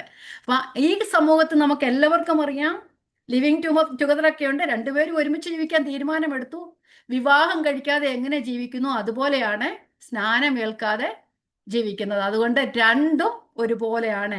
ഒരു വിവാഹം കഴിക്കുന്നത് പോലെയാണ് സ്നാനം. വിവാഹം കഴിക്കുന്ന പരസ്യമായി നാം ഏറ്റുപറയുമ്പോൾ, ഇവിടെ സ്നാനമേൽക്കുമ്പോൾ ക്രിസ്തുവിനെ ഞാൻ വിവാഹ നിശ്ചയം ചെയ്തിരിക്കുന്നു എന്ന് നാം പരസ്യമായി ഏറ്റുപറയുന്നതാണ് സ്നാനം എന്ന് പറയുന്നത്. അതുകൊണ്ട് ഒരേ ഒരു സ്നാനം മാത്രമേ ഉള്ളൂ. വിശ്വസിക്കുന്നവർക്ക് മാത്രമാണ് സ്നാനം. അല്ലാതെ വിശ്വസിക്കാത്തവരെ കൊണ്ടുപോയി സ്നാനം ഏൽപ്പിച്ചാൽ യാതൊരു കുഴപ്പമില്ല, ഒരു പ്രയോജനവും വരത്തില്ല. വിശ്വസിക്കുന്നവർക്കാണ് സ്നാനം. അതുകൊണ്ട് എല്ലാവർക്കും ഒരേ സ്നാനമേ ഉള്ളൂ. പല തരത്തിലുള്ള സ്നാനമില്ല. യഹൂദന്മാർക്ക് സ്നാനം ഉണ്ടായിരുന്നു, മാനസാന്തര സ്നാനം ഉണ്ടായിരുന്നു. അതുകൊണ്ടല്ലേ യോഹന്നാൻ മാനസാന്തര സ്നാനം പ്രസംഗിച്ചത്. അന്നൊക്കെ അങ്ങനെയുള്ള സ്നാനം ഉണ്ടായിരുന്നു, അതുകൊണ്ടാണ്. പക്ഷെ ക്രിസ്തുവിലുള്ള ഒരേ വിശ്വാസ സ്നാനം മാത്രമേ, അത് വിശ്വസിക്കുന്ന ഏവർക്കും ഒരേ ഒരു സ്നാനം മാത്രമേ ഉള്ളൂ. ഓക്കെ, ഇനി അടുത്തത് ദൈവം ഒന്ന്. എല്ലാവർക്കും കർത്താവ് ഒരുവൻ, എല്ലാവർക്കും വിശ്വാസമൊന്ന്, എല്ലാവർക്കും സ്നാനമൊന്ന്, എല്ലാവർക്കും പിതാവും ദൈവവുമായവൻ ഒരുവൻ. ഇവിടെ ദൈവത്തെക്കുറിച്ച് വിശദീകരിക്കുന്നത് എല്ലാവരിലും കൂടി, എല്ലാവർക്കും മീതെ ഉള്ളവൻ, എല്ലാവരിലും കൂടി വ്യാപരിക്കുന്നവൻ, എല്ലാവരിലും ഇരിക്കുന്നവൻ. മൂന്ന് വിശദീകരണമാണ് പിതാവായ ദൈവത്തെക്കുറിച്ച് പറയുന്നത്. അപ്പം നമുക്കറിയാം, വീണ്ടെടുക്കപ്പെട്ട എല്ലാവരുടെയും ദൈവം പിതാവുമാണ് പിതാവായ ദൈവം എന്ന് പറയുന്നത്.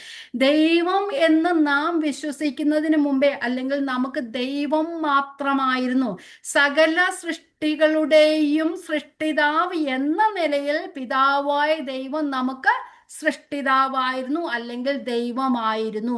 എന്നാൽ ക്രിസ്തുവിന്റെ രക്തത്താൽ വീണ്ടെടുക്കപ്പെട്ട ദൈവത്തിന്റെ പുത്രത്വത്തിലേക്ക് കടന്ന നാം എല്ലാവർക്കും ദൈവം, പിതാവായ ദൈവം പിതാവുമാണ്, അതുപോലെ തന്നെ ദൈവവുമാണ്. സൃഷ്ടികൾക്ക് ദൈവമായിരിക്കുമ്പോൾ തൻ്റെ മക്കൾക്ക് ദൈവം പിതാവും ദൈവവുമാണ്. അപ്പം പിതാവായ ദൈവം എല്ലാവരിലും കൂടി എല്ലാവർക്കും മീതെ ഉള്ളവനും, എല്ലാവരിലും കൂടി വ്യാപരിക്കുന്നവനും, എല്ലാവരിലും ഇരിക്കുന്നവനുമായി, എല്ലാവർക്കും ദൈവവും പിതാവുമായവൻ ഒരുവൻ. അപ്പം വീണ്ടെടുക്കപ്പെട്ട എല്ലാ ദൈവമക്കളുടെയും പിതാവാണ് പിതാവായ ഏക ദൈവം.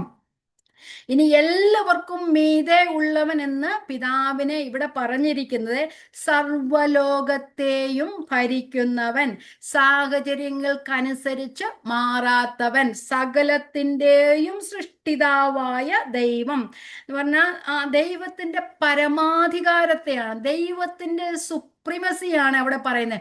ഒന്നിലും ലിമിറ്റഡ് ആകുവാൻ കഴിയാത്ത ഒരു ദൈവം, ഒരു ലിമിറ്റേഷനുമില്ലാത്ത, പരിധികളില്ലാത്ത, സുപ്രീമായിട്ടുള്ള ഒരു ദൈവം, പരമാധികാരിയായ ദൈവം എന്ന് പറയുന്നത്. നമ്മൾ കൊരിന്ത്യ ലേഖനത്തിൽ 1 കൊരിന്ത്യർ 8:6 പിതാവായ ഏക ദൈവമേ നമുക്കുള്ളൂ. ഒരേ ഒരു ദൈവമേ എല്ലാവർക്കുമുള്ള. എല്ലാവരും ദൈവത്തിൽ വിശ്വസിക്കുന്നവരാണ്. എല്ലാ സമൂഹങ്ങളും, എല്ലാ മതവിഭാഗങ്ങളും ദൈവത്തിൽ വിശ്വസിക്കുന്നവരാണ്. ആ ദൈവം എന്ന് പറയുന്നത് ചിലർക്ക് പൂവാണ്, എന്താ പറയുക, സൂര്യനാണ്, ചിലവർക്ക് മണ്ണാണ്, കല്ലാണ്. എല്ലാവർക്കും ദൈവമുണ്ട്. പക്ഷേ ഒരേ ദൈവം മാത്രമേ ഉള്ളൂ. അത് സൃഷ്ടിതാവായ ദൈവം, ജീവനുള്ള പിതാവായ ദൈവം മാത്രമേ എല്ലാവർക്കുമുള്ള. അത് എല്ലാവർക്കും മീതെ ഉള്ളവൻ, സർവത്തിനും അധീനനായ, എല്ലാത്തിനും സർവലോകത്തെയും ഭരിക്കുന്ന ദൈവം. ഇനി എല്ലാവരിലും കൂടി വ്യാപരിക്കുന്നത്, എല്ലാവരിലും കൂടി വ്യാപരിക്കുന്നു എന്ന് പറഞ്ഞു കഴിഞ്ഞാൽ ദൈവം എല്ലാവരിലും കൂടെ പ്രവർത്തിക്കുന്നു. നമ്മൾ എഫേസ്യ ലേഖനം 2:10 പറഞ്ഞു, നാം ദൈവത്തിന്റെ കൈപ്പണിയാണെന്ന് പറയുന്നു. അങ്ങനെ പറയുമ്പോൾ തൻ്റെ സൃഷ്ടികളിലൂടെയും തന്നിൽ വിശ്വസിക്കുന്നവരിലൂടെ എല്ലാം ദൈവം പ്രവർത്തിക്കുന്നു. ദൈവത്തിന്റെ പ്രവൃത്തി തൻ്റെ സൃഷ്ടികളിലൂടെ വ്യാപരിക്കുന്നു, എല്ലാവരിലും കൂടെ വ്യാപരിക്കുന്നു. ഇനി എല്ലാവരിലും ഇരിക്കുന്നവൻ, എല്ലാവരിലും ഇരിക്കുന്നു പറയുമ്പോൾ തന്നെ സ്നേഹിക്കുന്ന എല്ലാവരിലും താൻ വസിക്കുന്നു. നമ്മൾ വചനത്തിൽ വായിക്കുന്നുണ്ട്, പരിശുദ്ധാത്മാവ് നമ്മിൽ വസിക്കുന്നു. പിന്നെയും പറയുന്നുണ്ട്, പിതാവും പുത്രനും കൂടി ഞങ്ങൾ വന്ന് നിങ്ങളുടെ ഹൃദയങ്ങളിൽ വാസം ചെയ്യുമെന്ന് പറയുന്നുണ്ടല്ലോ. എത്രത്വം നമ്മിൽ വസിക്കുന്നു. ആ വസിക്കുന്ന അവസ്ഥ, തന്നെ സ്നേഹിക്കുന്നവരിൽ താൻ വസിക്കുന്നു. നമ്മൾ ഒപ്നി പ്രസൻസ്, എല്ലായിടത്തും എല്ലായിടത്തും വസിക്കുന്ന ദൈവം, എല്ലാ സമയത്തും എല്ലായിടത്തും ഒരുപോലെ വസിക്കുന്ന ദൈവം അല്ലേ. പലർക്കും എന്താ പറയുന്നത്, മനുഷ്യ ദൈവങ്ങളിൽ വിശ്വാസമുണ്ട്. അതൊന്നും ഒരു സ്ഥലത്ത് അവിടെ മാത്രമേ ഇരിക്കത്തുള്ളൂ. പക്ഷെ ഇവിടെ എല്ലാവരിലും എല്ലാ സമയത്തും ഒരുപോലെ സാന്നിധ്യമുള്ള ദൈവം, ഓംനി പ്രസന്റ്, സകലത്തിലും സകലത്തിലും കാരണഭൂതനായ ദൈവം, എല്ലാവരെയും ഭരിക്കുന്ന ദൈവം, എല്ലാവരിലും വസിക്കുന്ന ദൈവം, എല്ലാവരിലും കൂടി വ്യാപരിക്കുന്ന ദൈവം. യെശയ്യാവിന്റെ പുസ്തകത്തില് 46:9-10 ഞാൻ മിക്കവാറും പറയുന്നൊരു വാക്യമാണ്. വായിക്കാം. യെശയ്യാവ് 46:9-10. പണ്ടുള്ള പൂർവ്വകാര്യങ്ങളെ ഓർത്തുകൊള്ളുവിൻ, ഞാനല്ലാതെ വേറൊരു ദൈവവുമില്ല, ഞാൻ തന്നെ ദൈവം, എന്നെ പോലെ ഒരുത്തനുമില്ല. ആരംഭത്തിൽ തന്നെ അവസാനവും പൂർവകാലത്ത് തന്നെ മേലാൽ സംഭവിപ്പാനുള്ളതും ഞാൻ പ്രസ്താവിക്കുന്നു. എൻ്റെ ആലോചന നിവൃത്തിയാകും, ഞാൻ എൻ്റെ താല്പര്യമൊക്കെ അനുഷ്ഠിക്കും. അപ്പൊ ആദിയിൽ തന്നെ അവസാനവും പൂർവകാലത്ത് തന്നെ മേലാൽ സംഭവിക്കാനുള്ളതും അറിയുന്ന ഒരു ദൈവം, ആ ദൈവത്തിലാണ് വിശ്വസിക്കുന്നത്. അപ്പൊ ലോക്കലായ ഒരു ദൈവമല്ല, ഒരു സ്ഥലത്ത് മാത്രം ഇരിക്കുന്ന ഒരു ദൈവമല്ല, സർവവ്യാപിയായ സർവശക്തനായ സർവസൃഷ്ടിതാവായ ദൈവത്തെയാണ് നാം ആരാധിക്കുന്നത്. അത് യൂണിവേഴ്സൽ ഫാദറാണ്. അപ്പൊ എല്ലാവർക്കും ഒരേ ദൈവം മാത്രമേ ഉള്ളൂ, തന്നിൽ വിശ്വസിക്കുന്ന എല്ലാവർക്കും ഒരു പിതാവ്. അപ്പം ആ ക്രിസ്ത്യൻ ഡോക്ട്രിൻ ഓഫ് യൂണിറ്റിയുടെ 7 അടിസ്ഥാന സംഗതികളാണ് നമ്മൾ ഇപ്പോൾ പഠിച്ചുകൊണ്ടിരുന്നത്. അപ്പം എല്ലാവർക്കും ഒരേ പ്രത്യാശ, എല്ലാവർക്കും ഒരേ ആത്മാവ്, എല്ലാവർക്കും ഒരേ കർത്താവ്, എല്ലാവർക്കും ഒരേ സ്നാനം, എല്ലാവർക്കും ഒരു ശരീരം, എല്ലാവർക്കും ഒരു വിശ്വാസം, എല്ലാവർക്കും ഒരു പിതാവ്. അങ്ങനെയായാൽ മാത്രമേ യൂണിവേഴ്സൽ ചർച്ച് ഐക്യതയിൽ നടക്കുവാനായിട്ട് കഴിയുള്ളൂ. ഞാൻ കഴിഞ്ഞ ക്ലാസ്സിൽ പറഞ്ഞതുപോലെ ഇവിടെ നമ്മൾ അവിടെ ദൈവത്തോടു കൂടെ വസിക്കുമ്പോൾ ഐക്യതയുണ്ട്. ഐക്യത ഉള്ളപ്പോൾ ഇവിടെയും ആ ഐക്യതയിൽ നടക്കണം. അപ്പൊ എല്ലാ ദൈവമക്കളും ആ വിശ്വാസത്തിലായിരിക്കണം. ഒരേ വിശ്വാസവും ഈ അടിസ്ഥാന സംഗതികൾ 7 നമുക്ക് ദൈവം നൽകിയിരിക്കുക. അത് ഓൾറെഡി തന്നിരിക്കുന്നത്, നമ്മളെങ്ങൊന്നും കൊണ്ടുവന്നതൊന്നുമല്ല, നമുക്ക് ഓൾറെഡി തന്നിരിക്കുന്നതാണ്. അത് എല്ലാവരിലും ഒന്ന് തന്നെയാണ്. അങ്ങനെ എല്ലാവരും പ്രവർത്തിച്ചാൽ, എല്ലാവരും വിശ്വസിച്ചാൽ വെറുതെ പല സഭാവിഭാഗങ്ങൾ ഉണ്ടാകത്തില്ല, പല സഭാവിശ്വാസങ്ങൾ ഉണ്ടാകത്തില്ല, ഒന്നും ഉണ്ടാകത്തില്ല. എല്ലാവരിലും ഒന്നും മാത്രമേ ഉള്ളൂ. അപ്പം എല്ലാവരും ക്രിസ്തുവിന്റെ ശരീരത്തിന്റെ അംഗങ്ങളാണ്. ക്രിസ്തുവിൽ വിശ്വസിക്കുന്ന ഏവരും ഈ ക്രിസ്തു എന്ന ശരീരത്തിന്റെ അവയവങ്ങളാണ്. ക്രിസ്തു തലയും സഭ ശരീരവും. ഓക്കെ, അപ്പൊ അവിടെ 7 കാര്യങ്ങൾ നമ്മൾ പഠിച്ചു. ഇനി നമുക്ക് അടുത്ത വാക്യത്തിലേക്ക് പോകാം. അടുത്ത വാക്യം, എന്നാൽ നമ്മിൽ ഓരോരുത്തനെ ക്രിസ്തുവിന്റെ ദാനത്തിന്റെ അളവിന് ഒത്തവണ്ണം കൃപ ലഭിച്ചിരിക്കുന്നു. നമ്മിൽ ഓരോരുത്തനെ, ഇവിടെ പറഞ്ഞു എല്ലാവർക്കും ആ 7 അടിസ്ഥാനങ്ങളുണ്ട്. പക്ഷെ അടുത്ത വാക്യത്തിൽ എന്നാ പറയുന്നത്?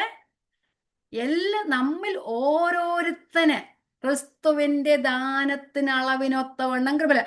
എല്ലാ വിശ്വാസികളിലും പൊതുവായിരിക്കുന്ന 7 കാര്യങ്ങൾ മുകളിൽ പറഞ്ഞിട്ട് ഇവിടെ പറയുന്നു, ചില കാര്യങ്ങളിൽ ഓരോ വിശ്വാസിയും, ക്രിസ്തുവിൽ ഉള്ള ഓരോ വിശ്വാസിയും അല്ലെങ്കിൽ ശരീരത്തിന്റെ ഭാഗമായ ഓരോ അവയവങ്ങളും വ്യത്യാസപ്പെട്ടിരിക്കുന്നു. അപ്പൊ ഓരോ വിശ്വാസികളും കഴിവിലും പ്രവൃത്തിയിലും വ്യത്യാസപ്പെട്ടിരിക്കുന്നു. അത് ദൈവം ഓരോരുത്തന് ക്രിസ്തുവിന്റെ ദാനത്തിന്റെ അളവിന് അത്തവണ്ണമാണ് കൊടുത്തത്. അപ്പൊ ആ ക്രിസ്തുവിന്റെ ശരീരത്തിന്റെ എല്ലാ ഭാഗങ്ങളും ഐക്യതയിൽ നടക്കണമെങ്കിൽ ഓരോ അവയവത്തിനും പ്രത്യേകം പ്രത്യേകം ചുമതലകൾ ദൈവം കൊടുത്തിട്ടുണ്ട്. അപ്പം നമുക്ക് എല്ലാവർക്കും ചില കാര്യങ്ങൾ പൊതുവായി ഉണ്ട്, പക്ഷെ ഓരോരുത്തർക്കും ചില കാര്യങ്ങൾ പ്രത്യേകമായി ഉണ്ട്. നമ്മുടെ ശരീരത്തിലെ ഏതെങ്കിലും രണ്ട് അവയവങ്ങൾ ഒരുപോലെ അല്ലാതിരിക്കുന്നത് പോലെ, കണ്ണ് കാലിന്റെ പ്രവൃത്തി ചെയ്യത്തില്ല, കാത് കണ്ണിന്റെ പ്രവൃത്തി ചെയ്യത്തില്ല. അതുപോലെ തന്നെ കണ്ണിന് ഒരു പ്രവൃത്തി, കാതിന് ഒരു പ്രവൃത്തി, തലയ്ക്ക് വേറൊരു പ്രവൃത്തി.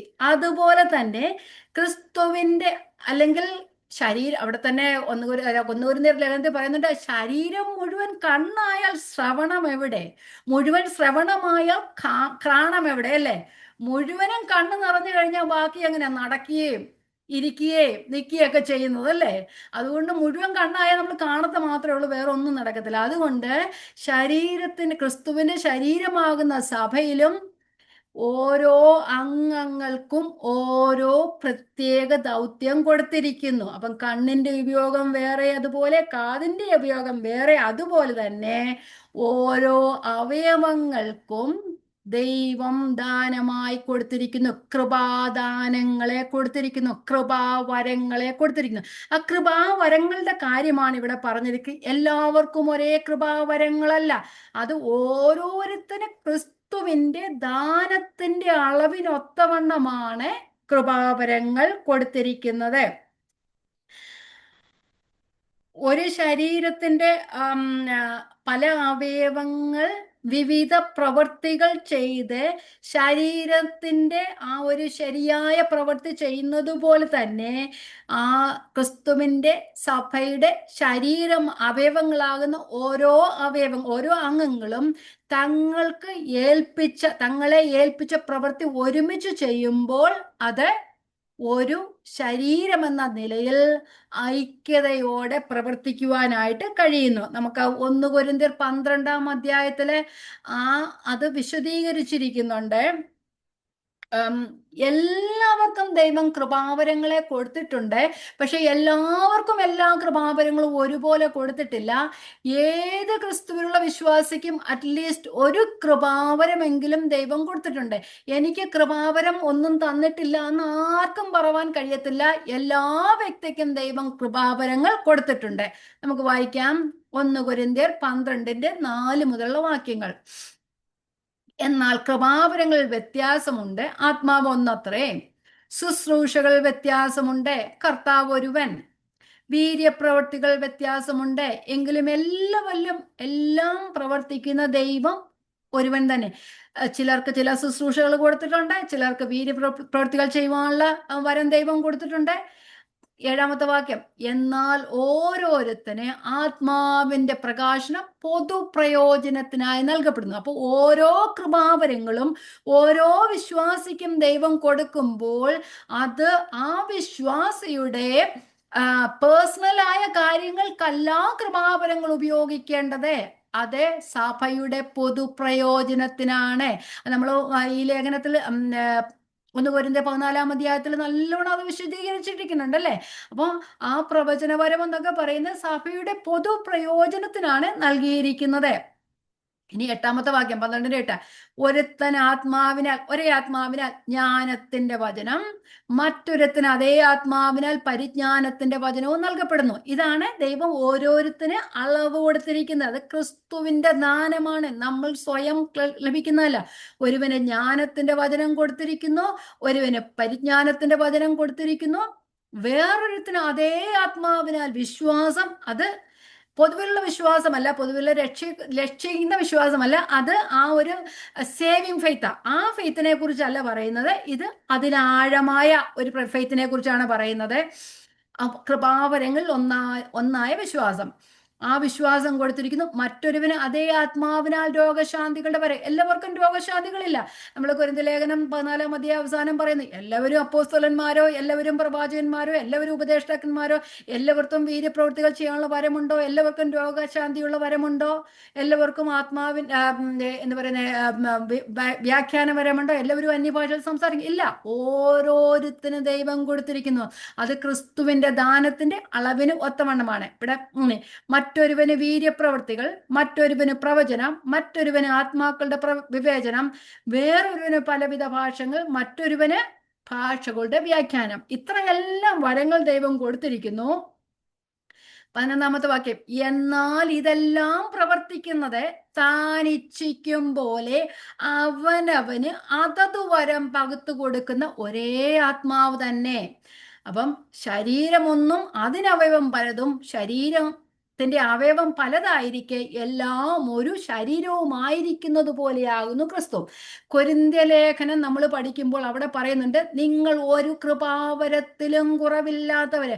അപ്പം കൊരിന്ത്യ സഭയിലെ ജനങ്ങൾ ഒരുമിച്ച് കൂടുമ്പോൾ അവരിൽ എല്ലാ കൃപാവരങ്ങളും ഉണ്ടായിരുന്നു. അവരിൽ ഒരു കൃപാവരത്തിനും കുറവില്ല എന്ന് പറയുമ്പോൾ ഒരു വിശ്വാസിക്ക് മാത്രമല്ല ദൈവം എല്ലാ കൃപാവരങ്ങളും കൊടുത്തിരിക്കുന്നത്.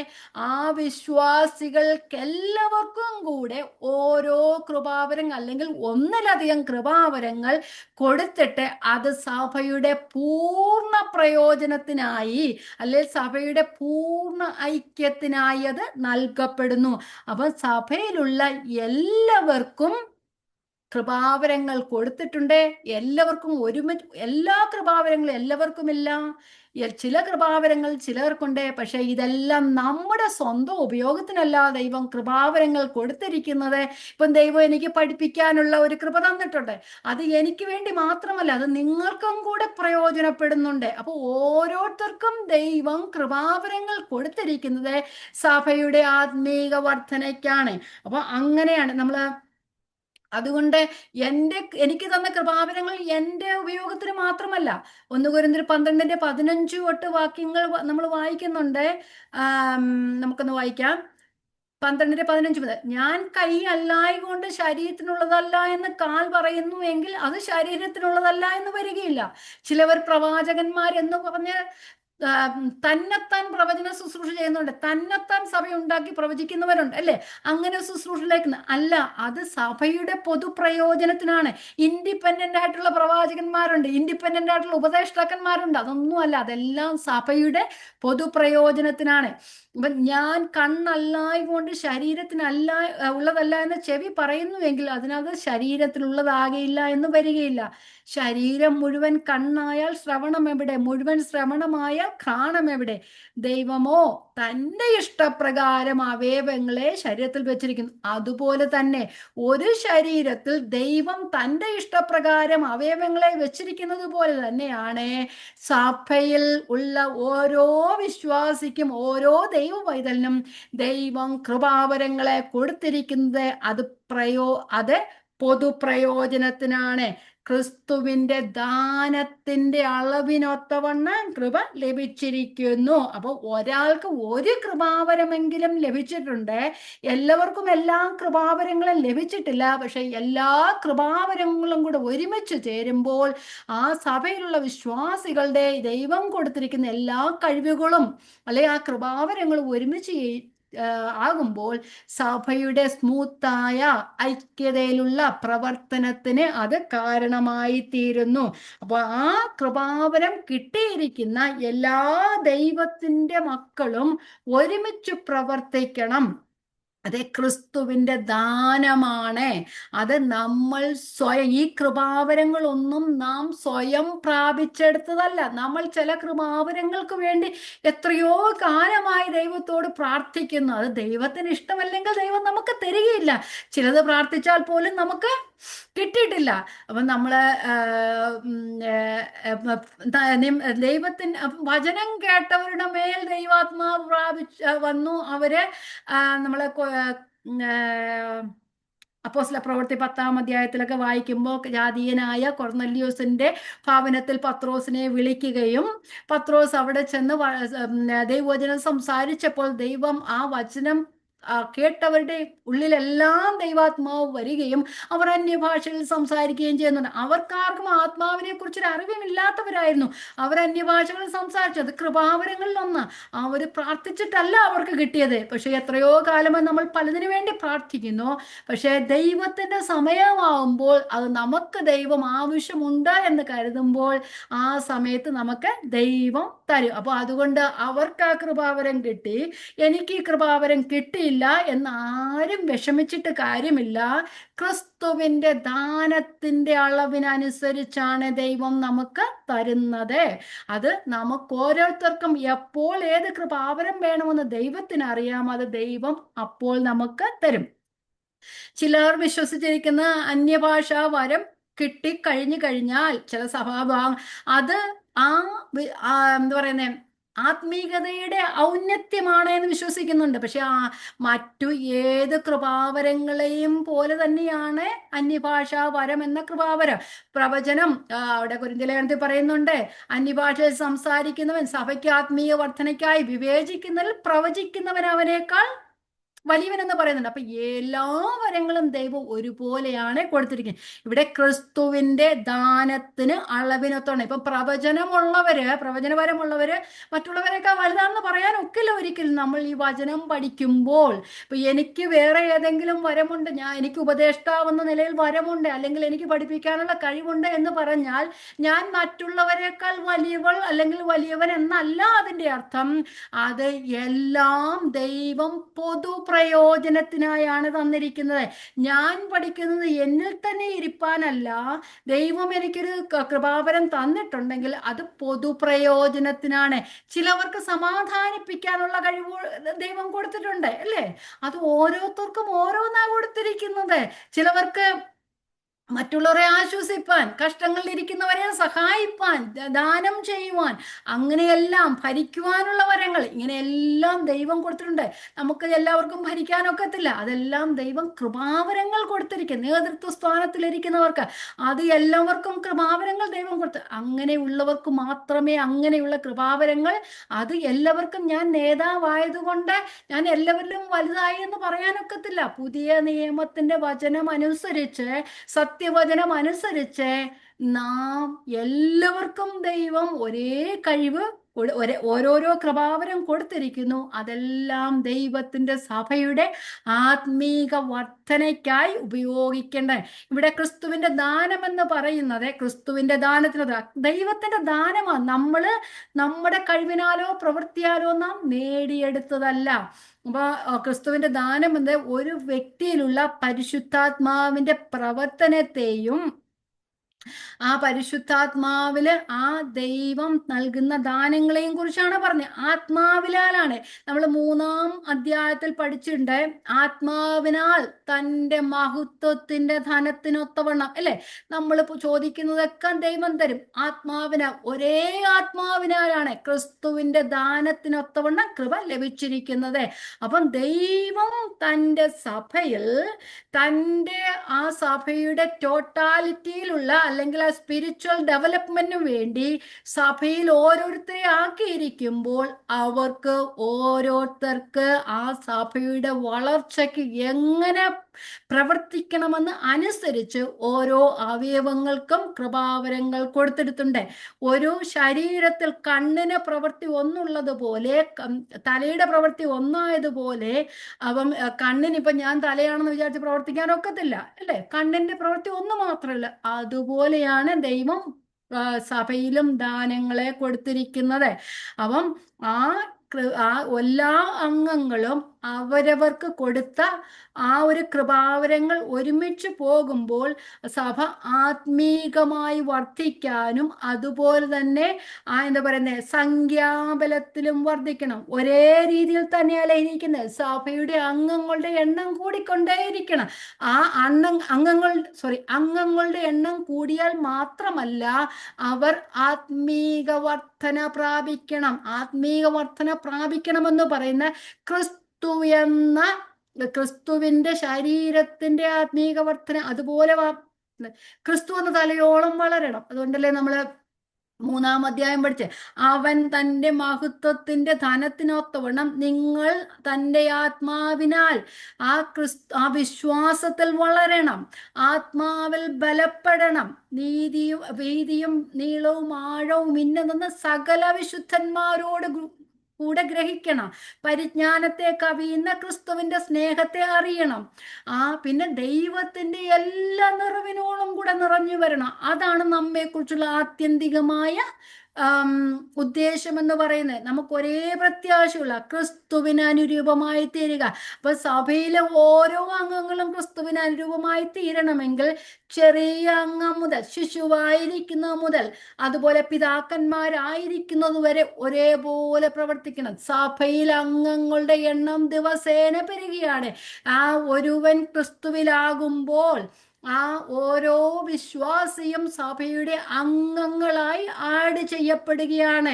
ക്രിസ്തുവിലുള്ള ഒരു പുതിയ വിശ്വാസിയുടെ ആത്മീയ വർധന ആയിരിക്കില്ല ക്രിസ്തുവിലുള്ള ഒരു പഴയ വിശ്വാസിയുടെ ആത്മീയ വർധന എന്ന് പറയുന്നത്.